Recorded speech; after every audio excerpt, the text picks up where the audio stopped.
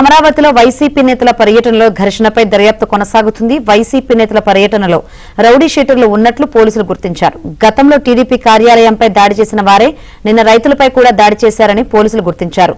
Police constable పై దాడి కూడా ఆ బ్యాచ్ పనేనని అనుమానం వ్యక్తం చేస్తున్నారు.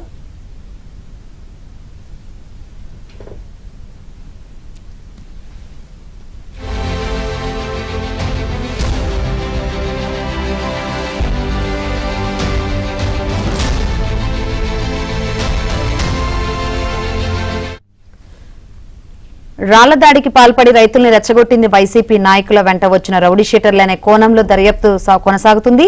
టీడీపీ ఆఫీస్ పై దాడికి పాల్పడిన రౌడీ షీటర్ పానుగంటి చైతన్య నిన్న వైసీపీ నేతల వెంట ఉన్నట్లు గుర్తించారు.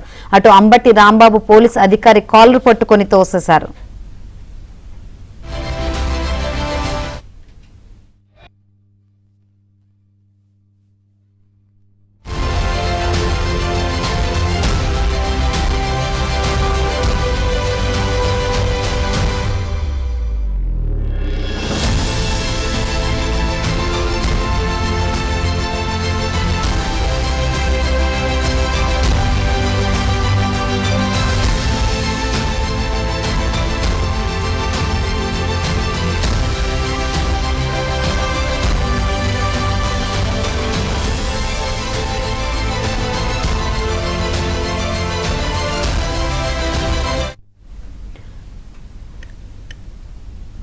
అమరావతిలో వైసీపీ నేతల పర్యటనలో ఘర్షణపై దర్యాప్తు కొనసాగుతోంది. వైసీపీ నేతల పర్యటనలో రౌడీ షీటర్లు ఉన్నట్లు పోలీసులు గుర్తించారు. గతంలో టీడీపీ కార్యాలయంపై దాడి చేసిన వారే నిన్న రైతులపై కూడా దాడి చేశారని పోలీసులు గుర్తించారు.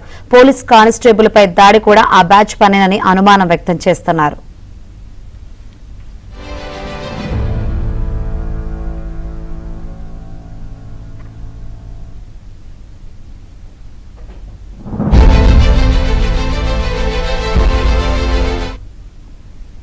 రాళ్ల దాడికి పాల్పడి రైతుల్ని రెచ్చగొట్టింది వైసీపీ నాయకుల వెంట వచ్చిన రౌడీ షీటర్లు అనే కోణంలో దర్యాప్తు సాగుతుంది. టీడీపీ ఆఫీస్ పై దాడికి పాల్పడిన రౌడీ షీటర్ పానుగంటి చైతన్య నిన్న వైసీపీ నేతల వెంట ఉన్నట్లు గుర్తించారు.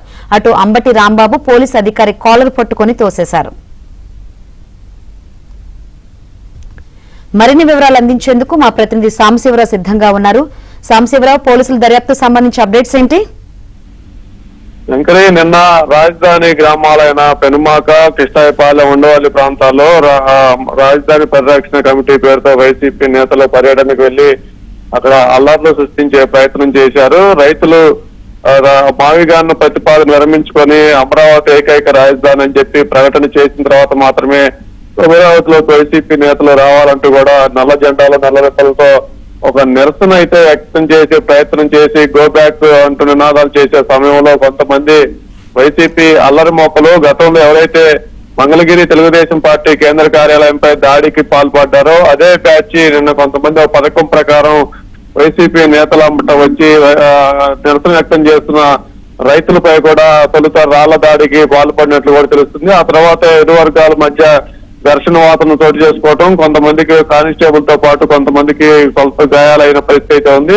ఈ మొత్తం వ్యవహారంలో పోలీసులు మూడు కేసులు నమోదు చేసి దాంట్లో వీడియో ఫుటేజ్ ఆధారంగా అసలు ఎవరెవరు పాల్గొన్నారు, ఎవరు ఎక్కడి నుంచి వచ్చారు అనే కోణంలో కూడా విచారణ కూపీలు అవుతున్న పరిస్థితి ఉంది. దీనిలో భాగంగా గతంలో తెలుగుదేశం పార్టీ కార్యాలయంపై దాడి చేసి రిమాండ్ కి వెళ్లి వచ్చిన గుంటూరు చెందిన లేళ్లప్పిరెడ్డి ప్రధాన అనుచరుడు పానుగంటి చైతన్య అతని మిత్ర బృందం అనుచరులు అక్కడికి వచ్చి అల్లర్లు సృష్టించేందుకు పథకం ప్రకారం వచ్చినట్లు కూడా పోలీసులు గుర్తించారు. వీరితో పాటు గతంలో తెలుగుదేశం పార్టీ కార్యాలయంపై దాడి చేయించిన వారిలో గుంటూరుకు చెందిన లేళ్లప్పిరెడ్డి, విజయవాడ చెందిన దేవినేని అవినాష్ వీళ్ళిద్దరు ప్రధాన అనుచరులు ఉన్నట్టు గుర్తించారు.